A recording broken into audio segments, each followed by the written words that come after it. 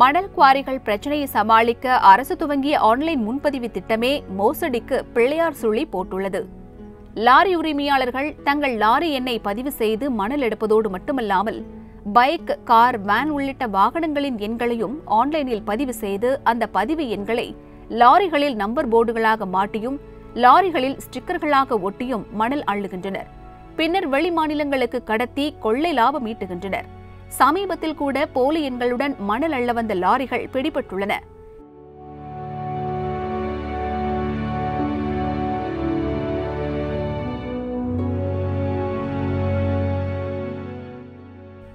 இந்த முறைகேடுகளை தடுக்க மத்திய அரசின் இணையதளத்தில் வாகனங்களின் எண்ணை பதிவு செய்தால் அது என்ன வகையான வாகனம் என்பது உள்ளிட்ட முழு விவரங்களையும் தெரிந்து கொள்வதைப் போல் அந்த சாப்ட்வேரை பயன்படுத்தி ஆன்லைனில் பதிவு செய்யும் போதே அது லாரியாக இருந்தால் மட்டும் மணல் எடுக்க அனுமதி வழங்கும் முறையை அமல்படுத்த வேண்டும் எனவும் யோசனை தெரிவிக்கப்பட்டுள்ளது.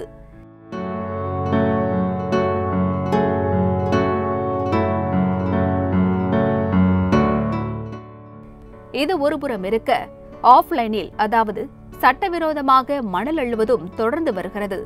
கரூர் மாவட்டம் கிருஷ்ணராயபுரம் வட்டம் கீழசிந்தலவாடி பகுதிக்கு செல்லும் சீமை கருவேல காட்டிற்குள் மாட்டு வண்டிகளில் கொண்டுவரப்படும் மணல் கொட்டி நிரப்பி வைக்கப்பட்டு இரவு நேரங்களில் லாரிகளில் ஏற்றி கடத்தப்படுவதாக கூறப்படுகிறது.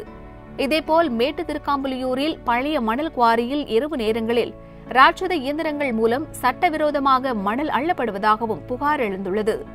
சட்டவிரோத மணல் கடத்தலுக்கும் ஸ்டாக் பாயிண்டுகள் அமைக்கப்பட்டிருப்பது அதிகாரிகளுக்கு தெரியாமலா இருக்கும் என கூறும் சமூக நல ஆர்வலர்கள் இதுகுறித்து நடவடிக்கை எடுக்காதது ஏன் எனவும் கேள்வி எழுப்புகின்றனர்.